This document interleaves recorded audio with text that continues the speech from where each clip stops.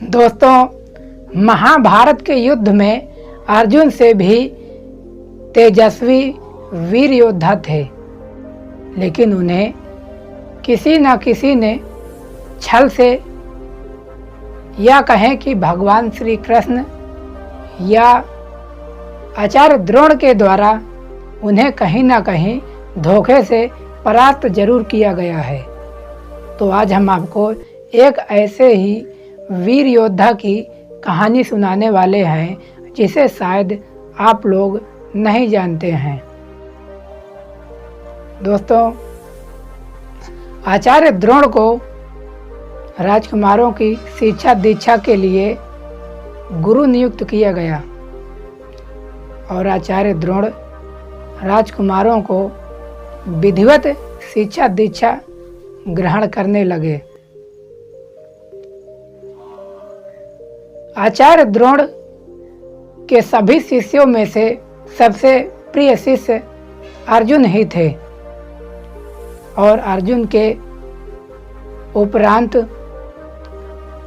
आचार्य द्रोण के पुत्र अश्वत्थामा पर भी उनका विशेष अनुराग था, लेकिन सभी शिष्यों में सबसे तेजस्वी, वीर और बुद्धिमान सिर्फ अर्जुन ही थे, जो कि अश्वत्थामा से भी कई गुना आगे थे।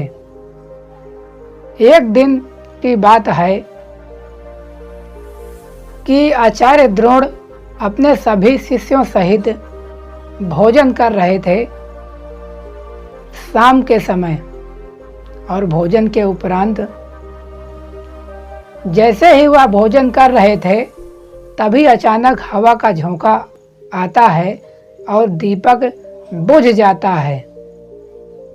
दीपक बुझ जाने पर अर्जुन देखते हैं कि जो हाथ का निवाला होता है, यानी कि कौर जो है, वह बराबर मुंह के अंदर जाता है। तब अर्जुन को यह ज्ञात होता है कि यदि प्रकाश ना हो तो धनुर्विद्या के लिए प्रकाश की कोई आवश्यकता नहीं है, सिर्फ अभ्यास ही काफ़ी है, क्योंकि अभ्यास के बदौलत ही यह कौर बिल्कुल आसान तरीके से मुंह में चला जाता है। यदि अभ्यास हो तो कभी भी किसी भी समय किसी को भी जीता जा सकता है, और अर्जुन को यह ज्ञात हो जाता है। और भोजन के उपरांत ही जैसे ही सभी शिष्य निद्रा में चले जाते हैं, यानी कि सो जाते हैं, और तभी अर्जुन अपना धनुर्धर की उपाधि लेने के लिए वह अपने धनुष को उठाते हैं और जंगल चले जाते हैं, और वह रात्रि में जो है धनुर्विद्या का अभ्यास करने लगते हैं, क्योंकि विद्या अभ्यास से बढ़ती है। यदि अभ्यास हो तो कुछ भी किया जा सकता है, और अर्जुन जो है अपने धनुर्विद्या का अभ्यास अब रात्रि में करने लगे। और जैसे ही आचार्य द्रोण को यह पता चलता है तो वह बहुत ही प्रफुल्लित हो उठते हैं और बहुत ही प्रसन्न होते हैं कि मेरे शिष्य ने क्या दिमाग लगाया है, क्या शौर्य का प्रदर्शन किया है।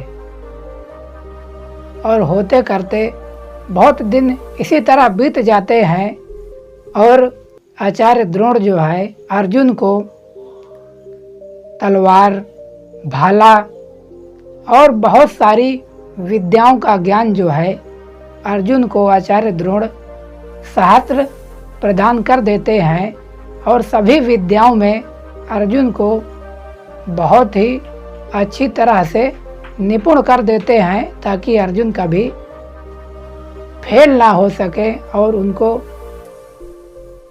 अपराजित होकर ही लौटना पड़े, कभी पराजित ना देखना पड़े आचार्य द्रोण को। इसीलिए उन्होंने सबसे प्रिय शिष्य अर्जुन को सभी विद्याओं का ज्ञाता बना दिया।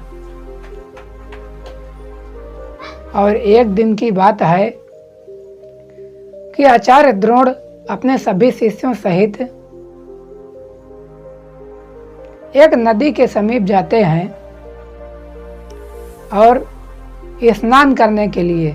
जैसे ही सभी शिष्य और आचार्य द्रोण स्नान करने लगते हैं, तब अचानक से एक मगर मच्छ जो है आचार्य द्रोण का पैर पकड़ लेता है।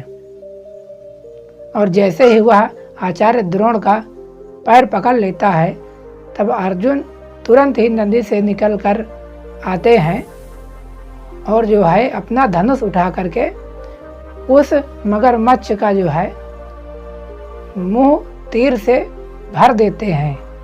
इतनी कौशल से तीर भरते हैं कि आचार्य द्रोण का पैर बिल्कुल आसान तरीके से उसके मुंह से निकल आए। और जैसे ही आचार्य द्रोण का पैर बिल्कुल आसान तरीके से मगरमच्छ के मुंह से निकल आया, तब आचार्य द्रोण ने चैन की सांस ली और तभी आचार्य द्रोण ने जो है अर्जुन को धरती लोक पर सबसे तेजस्वी और वीर धनुर्धर का वरदान दे दिया कि अर्जुन, इस धरती लोक पर तुम्हारे अलावा और कोई भी धनुर्धर तुम्हारे समान नहीं होगा। और फिर सभी शिष्य और आचार्य द्रोण सहित अपने गुरुकुल यानी कि आश्रम में चले आते हैं। एक दिन जो है हिरण्यधनु नामक निषाद का पुत्र एकलव्य धनुर्विद्या की शिक्षा के लिए आचार्य द्रोण के आश्रम में पहुंचते हैं। और जैसे ही आचार्य द्रोण को एकलव्य प्रणाम करते हैं, उसके उपरांत आचार्य द्रोण कहते हैं कि चिरंजीवी रहो वस्त, कहिए आपको क्या कार्य है। तब एकलव्य कहते हैं कि मैं आपको गुरु बनाना चाहता हूँ और आपसे धनुर्विद्या की शिक्षा लेना चाहता हूँ। तब आचार्य द्रोण कहते हैं कि शिक्षा का अधिकार सिर्फ राजकुमारों को है, न कि किसी अदर कास्ट को, किसी भी वर्ण के अधिकार में नहीं है। सिर्फ राजकुमार ही शिक्षा ग्रहण कर सकते हैं। यह बात सुनकर एकलव्य को बहुत ही निराशाजनक भाव उत्पन्न हुआ और वह रोते हुए वापस चले आते हैं। और वापस आ करके जो है वह जंगल चले जाते हैं और जंगल जा करके आचार्य द्रोण की एक बहुत ही सुंदर मूर्ति बनाते हैं। और मूर्ति बनाने के बाद वही जंगल में एक आश्रम बना लेते हैं और धनुर्विद्या की अभ्यास वहीं जंगल में एकलव्य करने लगते हैं। अपने मन को शांत करके एकाग्रचित ध्यान लगाकर एकलव्य जो है धनुर्विद्या का अभ्यास करते हैं। और इस तरह अभ्यास करते हैं कि उनका निशाना अचूक था। एकलव्य को इस प्रकार की धनुर्विद्या का अभ्यास हो गया कि अर्जुन मानो एक तिनके के समान हो। और एक दिन आचार्य द्रोण अपने पुत्र अश्वत्थामा और अपने प्रिय शिष्य अर्जुन सहित आखेट के लिए उसी वन के समीप चले गए। और जैसे ही उसी वन के समीप शिकार खेलने के लिए गए थे, तब एक राजकुमार का कुत्ता जो है उनसे हटकर वह जाते जाते एकलव्य के आश्रम में पहुंच जाता है। और जैसे ही वह कुत्ता एकलव्य को देखता है तो एकलव्य को देखकर वह भौंकने लगता है। तब अचानक एकलव्य को बहुत क्रोध आता है। तब वह अपना धनुष उठा करके उस कुत्ते के मुंह पर इस प्रकार तीर चलाते हैं, इतनी कौशल से चलाते हैं कि एक भी चोट ना लग सके कुत्ते को और उसकी जबान बंद हो जाए।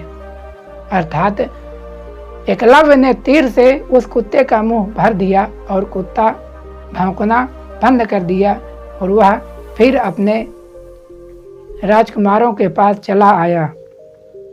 और जैसे ही अश्वत्थामा अर्जुन समेत सभी शिष्य देखते हैं कि यह कुत्ता के मुंह पर इतनी कौशल से, इतनी शालीनता से बाण चलाए गए हैं कि मानो एक तनिक भी चोट नहीं लगी है। उसके बाद अर्जुन जो है आचार्य द्रोण से कहते हैं कि गुरुदेव, इतनी सुंदर धनुर्विद्या कौन कर सकता है? क्या मुझसे भी बड़ा कोई धनुर्धर इस जंगल में रहता है? तब आचार्य द्रोण के कान खड़े हो जाते हैं कि आखिरकार धनुर्विद्या में अर्जुन से भी बड़ा महारथी कौन है। तब पता लगाते लगाते आचार्य द्रोण अर्जुन समेत सभी शिष्य एकलव्य के आश्रम में पहुंच जाते हैं और एकलव्य जैसे ही देखते हैं तो सभी को प्रणाम करते हैं और आचार्य द्रोण आशीर्वाद देते हैं। वह सबसे पहले कहते हैं कि हे वत्स, आपको धनुर्विद्या की शिक्षा देने वाले गुरु कौन हैं? तब एकलव्य कहते हैं कि यह शिक्षा मैंने आप ही से सीखी है और आप ही मेरे गुरु हैं। और उन्हें बुला करके उनके मूर्ति के समीप एकलव्य ले जाते हैं। और जैसे ही आचार्य द्रोण अपनी एक प्रतिमा देखते हैं तब कहते हैं कि हे एकलव्य, यदि आपने मुझे गुरु माना है तो आपको एक मुझे गुरु दक्षिणा देनी होगी। अर्थात आचार्य द्रोण के दिमाग में तो यह खिचड़ी पक रही थी कि कहीं इस धरती पर अर्जुन से बड़ा कोई धनुर्धर वीर योद्धा समाज के सामने ना आ जाए।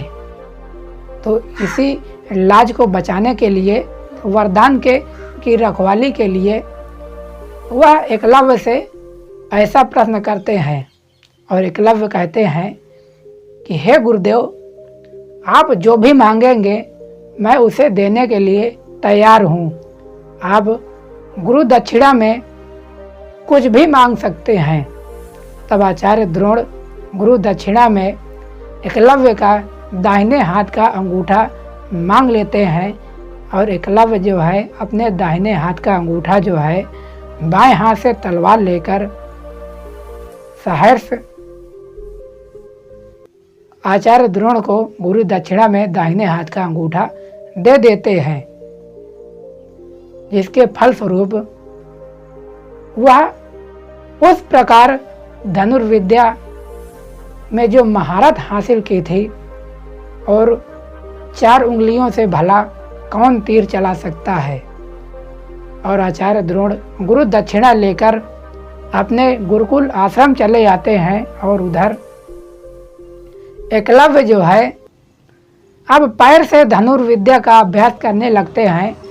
अब पैर से जो है वह तीर चलाने का अभ्यास करते हैं। तो यह थी दोस्तों एकलव्य के गुरु भक्ति की कहानी, जो कि आपको कैसी लगी आप हमें नीचे कमेंट बॉक्स में कमेंट करके ज़रूर बताइएगा। मिलते हैं और किसी कहानी के साथ, तब तक के लिए धन्यवाद।